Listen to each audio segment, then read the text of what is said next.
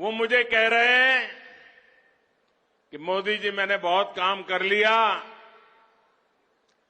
अब मैं सारा कारोबार केटीआर को दे देना चाहता हूं। मैं एक बार केटीआर को भेजूंगा, आप जरा उसको आशीर्वाद दे देना। ये उन्होंने मुझे कहा। मैंने कहा केसीआर, ये लोकतंत्र है, तुम कौन होते हो बेटे को राजगादी दे? तुम राजा महाराजा हो क्या? हैदराबाद कॉरपोरेशन के चुनाव के पहले वो एयरपोर्ट पे पूरी फौज लेकर के मेरा स्वागत करने के लिए आते थे, बढ़िया बढ़िया माला पहनाते थे, बहुत सम्मान करते थे। याद है ना?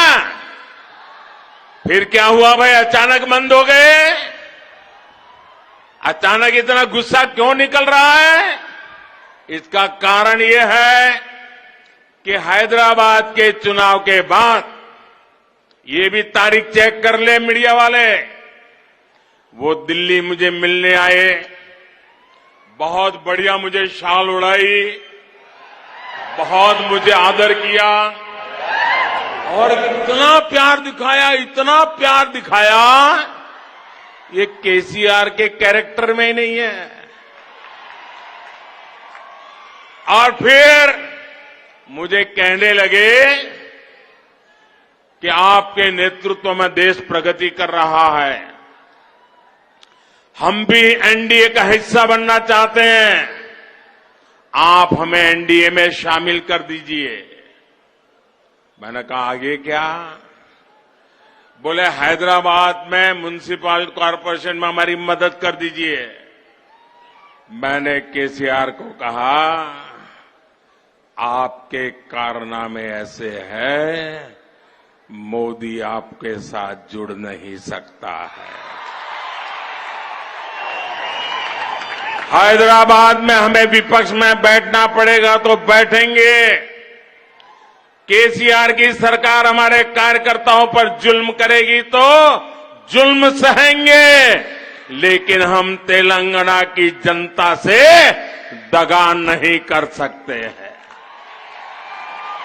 भले तेलंगाना की जनता ने हैदराबाद में हमें पूर्ण बहुमत दे दिया, लेकिन 48 सीट भी तेलंगाना का भाग्य बदलने की शुरुआत है। और मैंने उनसे हर प्रकार से मदद करने का इनकार कर दिया। उनको एनडीए में एंट्री देने से इनकार कर दिया। उसके बाद उनका दिमाग फटका। फिर तो वो भांति भांति से दूर भागने रहे। मैं भ्रष्टाचार के सवाल पूछने लगा, फिर एक बार दोबारा आए। वो मुझे कह रहे हैं कि मोदी जी मैंने बहुत काम कर लिया, अब मैं सारा कारोबार केटीआर को दे देना चाहता हूं।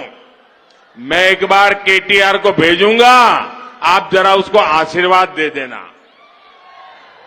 ये उन्होंने मुझे कहा। मैंने कहा केसीआर, ये लोकतंत्र है, तुम कौन होते हो बेटे को राजगादी दे? तुम राजा महाराजा हो क्या?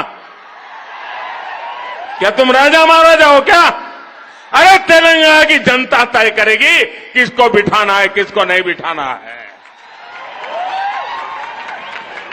बस वो दिन आखिरी था। उसके बाद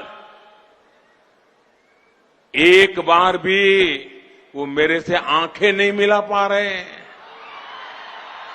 मेरा परछाया भी देखने की हिम्मत नहीं बची उनकी।